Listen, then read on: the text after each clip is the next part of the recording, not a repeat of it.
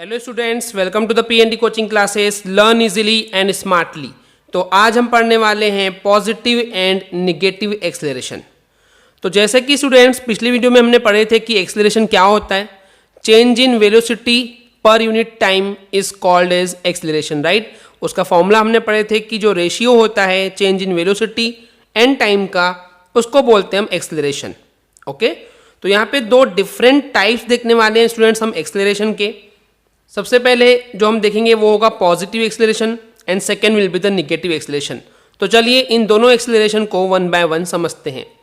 तो basically students, जब कोई बॉडी या ऑब्जेक्ट मोशन कर रहा है, यानी कि एक प्लेस से दूसरे प्लेस पे जा रहा है, एंड जैसे जैसे टाइम बढ़ते जा रहा है उसके साथ साथ उस ऑब्जेक्ट या बॉडी की अगर वेलोसिटी भी इंक्रीज होते जा रही है, बढ़ते जा रही है, तो उस कंडीशन पे उस बॉडी के एक्सेलरेशन को हम बोलते हैं पॉजिटिव एक्सेलरेशन। ओके स्टूडेंट्स, यानी कि टाइम जैसे जैसे बढ़ते जाएगा, अगर वेलोसिटी भी बॉडी की बढ़ते जा रही है तो इसका मतलब उस बॉडी के एक्सेलरेशन को हम बोलते हैं पॉजिटिव एक्सेलरेशन।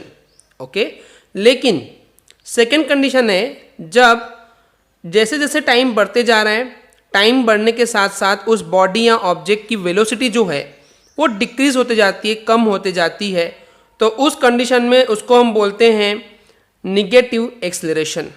ओके, तो दोनों केसेस क्लियर है स्टूडेंट्स। टाइम तो हर बार बढ़ रहा है क्योंकि टाइम तो रुकेगा नहीं, टाइम बढ़ते ही जाएगा, राइट। बट अगर वेलोसिटी उस बढ़ते हुए टाइम के साथ वेलोसिटी बढ़ती है, इंक्रीज होती है, तो पॉजिटिव एक्सेलरेशन होगा। लेकिन अगर वेलोसिटी डिक्रीज होती है तो उस बॉडी के एक्सेलरेशन को हम बोलते हैं निगेटिव एक्सेलरेशन। ओके स्टूडेंट्स, इतना क्लियर है।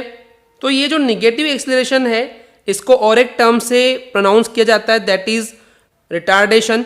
ओके, यानी कि अगर कोई एक बॉडी या ऑब्जेक्ट है जिसका निगेटिव एक्सेलरेशन के साथ वो मोशन कर रहा है, तो उस कंडीशन पे हम बोलते हैं कि वो बॉडी या ऑब्जेक्ट जो है वो रिटार्डेशन की कंडीशन पे है। तो इसका मतलब टाइम के बढ़ने के साथ उस बॉडी या ऑब्जेक्ट की जो वेलोसिटी है वो डिक्रीज हो रही है। ओके, तो अब ये तो क्लियर हो गया कि पॉजिटिव एक्सेलरेशन और निगेटिव एक्सेलरेशन क्या होता है। अब इसको एग्जाम्पल से समझेंगे ताकि हमको ज़्यादा क्लियर हो। ओके, तो बेसिकली स्टूडेंट्स सबसे पहला एग्जाम्पल में बताया गया है कि कोई एक बॉडी या ऑब्जेक्ट है, ओके, जिसको हम ऊपर से छोड़ रहे हैं या फिर फेंक रहे हैं। ओके, तो अगर कोई एक बॉडी है जो कि फॉल हो रही है, गिर रही है फ्रीली, यानी उसके रास्ते में कोई उसको टकरा नहीं रहा है, कोई चीज़ या कुछ अटक नहीं रही है। ओके, तो कोई एक बॉडी है जो कि फ्रीली फॉल कर रही है, तो उस कंडीशन में हमको पता है कि जैसे जैसे टाइम बढ़ते जाएगा उस बॉडी या ऑब्जेक्ट की जो वेलोसिटी है वो भी इंक्रीज होते जाती है। ओके, तो उस कंडीशन पे ये जो बॉडी है या जो ऑब्जेक्ट है इसके एक्सेलरेशन को हम बोलते हैं पॉजिटिव एक्सेलरेशन। ओके, वहीं पे अगर हम दूसरे केस की बात करते हैं, जब कोई एक बॉडी या ऑब्जेक्ट है हम उसको थ्रो करते हैं, फेंकते हैं ऊपर की तरफ, ओके, अपवर्ड डायरेक्शन में उसको फेंकते हैं, तो उस कंडीशन में जैसे जैसे टाइम बढ़ते जाता है, टाइम बढ़ने के साथ साथ उसकी वेलोसिटी कम होते जाती है, राइट। वो पहले तेजी से ऊपर जाता है लेकिन धीरे धीरे वो ऊपर जाने की स्पीड उसकी कम होते जाती है, वेलोसिटी कम होते जाती है, एंड एक टाइम के बाद वो और आगे जाना बंद हो जाती है और वो रिवर्स डायरेक्शन में नीचे गिर जाती है, राइट। तो यहाँ पे जैसे जैसे टाइम बढ़ते जा रहा था, किसी एक बॉडी या ऑब्जेक्ट को फेंकने पर उसकी वेलोसिटी डिक्रीज होते जाती है, कम होते जाती है, एंड इस वजह से इस बॉडी या ऑब्जेक्ट के एक्सेलरेशन को हम बोलते हैं निगेटिव एक्सेलरेशन। ओके स्टूडेंट्स, इतना क्लियर है। तो देखिए, जब एक बॉडी को हम फॉल करते हैं, गिराते हैं नीचे freely under the influence of gravity, actually हम कोई भी बॉडी या ऑब्जेक्ट को जब हमारे हाथ से छोड़ते हैं तो वो नीचे ही गिरती है, एंड वो इसलिए गिरती है क्योंकि वहाँ पे ग्रेविटी जो है, अर्थ की जो ग्रेविटी है वो उसको अपनी तरफ खींचती है, उस बॉडी या ऑब्जेक्ट को, इस वजह से वो नीचे गिरती है।